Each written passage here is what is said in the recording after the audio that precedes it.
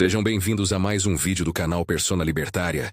Hoje vamos falar sobre a recente declaração de Donald Trump, que anunciou sua intenção de classificar o movimento Antifa como uma organização terrorista. O que isso significa para a liberdade de expressão nos Estados Unidos? Vamos analisar tudo isso sob a ótica libertária de direita. Não se esqueça de se inscrever no canal, curtir este vídeo e deixar seu comentário sobre o que você acha dessa medida. Vamos lá.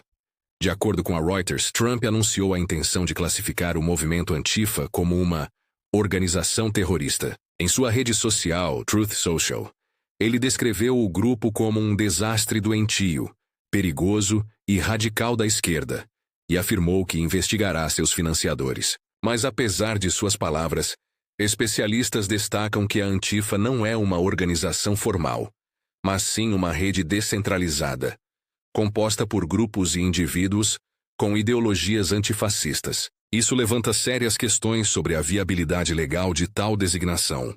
O movimento Antifa, que tem suas raízes em movimentos antifascistas do século XX, é composto por uma gama de grupos de esquerda e anarquistas que se opõem a regimes autoritários. Embora não haja uma estrutura formal ou liderança centralizada, o movimento ganhou notoriedade em protestos contra políticas de direita e ações de grupos de extrema-direita. A proposta de Trump de classificar a Antifa como organização terrorista não é a primeira vez que ele faz tal sugestão.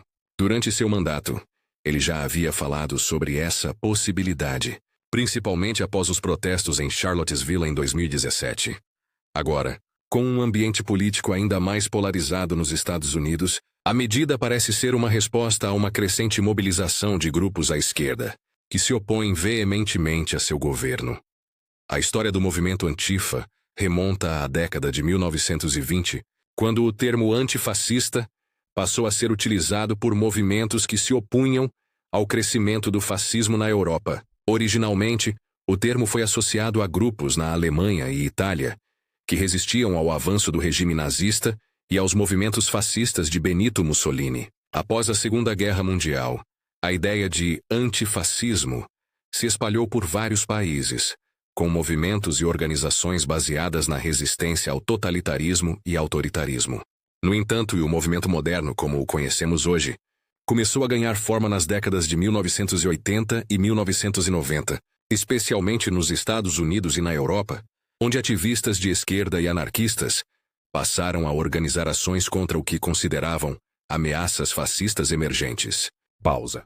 Ao longo do tempo, o movimento Antifa se tornou sinônimo de ações diretas e protestos em que a violência e o confronto com autoridades públicas eram frequentemente justificadas como uma forma de defesa contra o autoritarismo. Embora tenha raízes na oposição ao fascismo, a Antifa também se engajou em uma série de questões sociais, incluindo protestos contra políticas migratórias, capitalismo e até mesmo a intervenção militar em países estrangeiros. No entanto, a verdadeira questão não é apenas sobre a violência que pode estar associada a esses protestos, mas sobre a forma como as autoridades lidam com movimentos que se opõem à ordem estabelecida. A falta de uma liderança formal torna difícil a aplicação de leis antiterrorismo, e isso abre um precedente perigoso. Se grupos com ideologias específicas podem ser classificados como terroristas sem uma estrutura centralizada, isso levanta sérias preocupações sobre as consequências que podem surgir para outros movimentos políticos, independentemente de seu espectro ideológico. Sob a ótica libertária de direita, a proposta de Trump levanta questões sobre os limites da liberdade de expressão e o papel do Estado na repressão de movimentos políticos. A liberdade de expressão é um pilar fundamental da nossa sociedade, e isso significa que temos que ser extremamente cuidadosos ao lidar com qualquer movimento, seja de esquerda ou direita, que se opõe ao status quo. O problema surge quando essa liberdade é usada para incitar violência e desordem pública, como vimos em diversos episódios ligados à Antifa.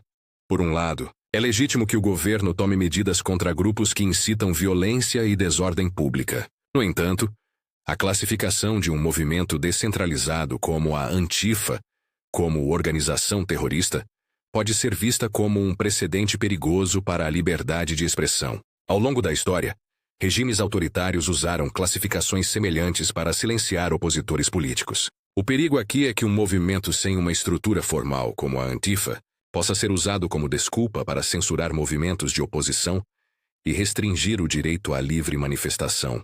Além disso, a falta de uma estrutura formal dificulta a aplicação de leis antiterrorismo, o que pode levar a abusos e perseguições políticas. Críticos de direita podem argumentar que a medida é necessária para combater a violência associada a protestos de esquerda. No entanto, é importante lembrar que a liberdade de expressão é um princípio fundamental em uma sociedade democrática. A repressão a movimentos políticos deve ser cuidadosamente ponderada para evitar que se torne uma ferramenta de censura política. A proposta de Trump, portanto, exige um debate profundo sobre os limites da ação estatal e a proteção das liberdades individuais. Há também um aspecto importante a ser considerado, que é o papel do Estado na fiscalização e na aplicação da lei. É crucial que os governantes se concentrem em combater a violência, mas sem violar os direitos civis dos cidadãos. É fundamental que os governantes se concentrem em combater a violência, mas sem violar os direitos civis dos cidadãos. A liberdade de manifestação política, por mais radical que seja, não deve ser suprimida pela ação estatal sem uma justificativa clara e fundamentada.